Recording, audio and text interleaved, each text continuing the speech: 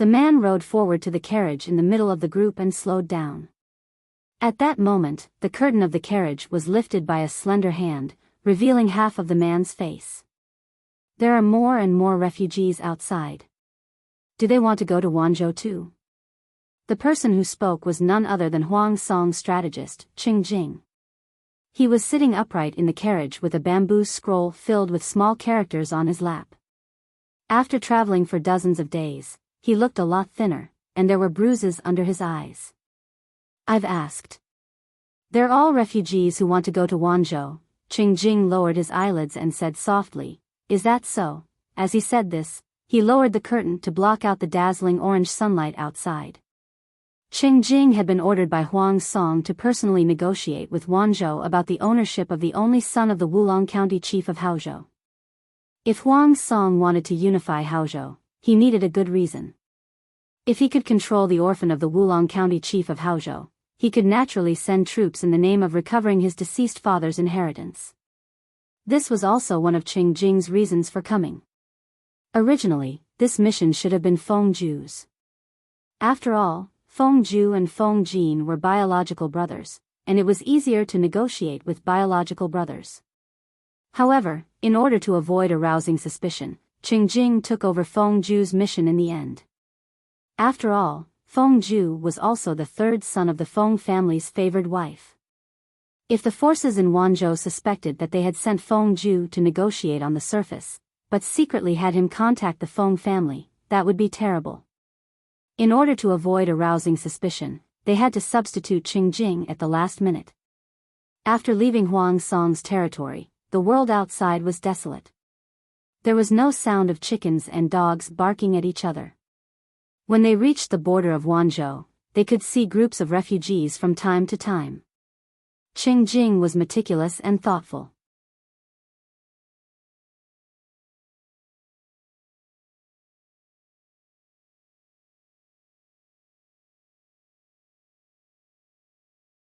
Only a fool would do such a thing if he were to contribute manpower, money, and effort. Jiang Pengji thought to herself, I don't mind borrowing troops, but I'm afraid of rumors spreading that I'm trying to encroach on Wulong County and bully the widows. It was really hard to explain. But if we ignore it, the people of Wulong County will continue to suffer. I can't bear to do that. Qing Jing understood Jiang Pengji's hint and could not help but feel happy. As long as she was not interested in Wulong County, then the most suitable person to take over Wulong County was Huang Song. What Qing Jing needed to do now was to recommend Huang Song to Jiang Pengji. Of course, both sides were well aware that Wulong County was not a piece of fat meat for free. If he wanted Jiang Pengji to relent and give up this benefit, he had to offer something else in exchange. What followed was a tug-of-war of negotiation. Jiang Pengji tested Qing Jing's bottom line step by step, while Qing Jing tried his best to fight for Huang Song's benefit. To put it simply, Kai Xiang was a commodity in Jiang Pengji's hands. She wanted to sell him for a high price, and Qing Jing was representing the buyer, Huang Song. Naturally, they had to lower the price. As for what Kai Xiang, the commodity, thought, that was not within their scope of consideration. Jiang Pengji kept the live stream open, and the audience listened to the two of them haggle back and forth. Although their words were reserved, their meaning was the same. The more the audience listened, the more their worldview shattered. Bao Bao Xinku, I have a question. When the streamer and Qing Jing traded Kai Xiang, did Kai Xiang's father know? Terminal obsessive-compulsive disorder patient, Kai Xiang's father was hacked to death by Fu Wang a long time ago. How would he know? Well, Shuyanfeng Mian, I sympathize with Kai Xiang. He's only 11 years old. In our world, he's still in the 6th grade.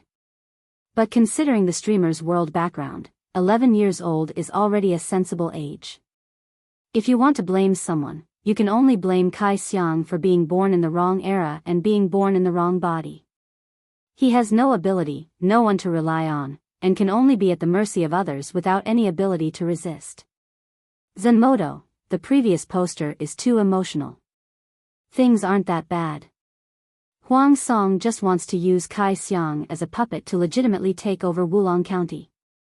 After the deed is done, he probably won't make things difficult for Kai Xiang. After all, Huang Song is also a person who cares about his reputation. In order to shut the mouths of the public, he won't kill Kai Xiang. What's so difficult about rewarding him with a meal? At most, his standard of living will not be as good as before.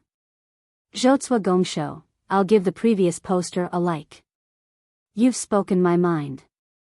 Kai Xiang has lost his father and protection.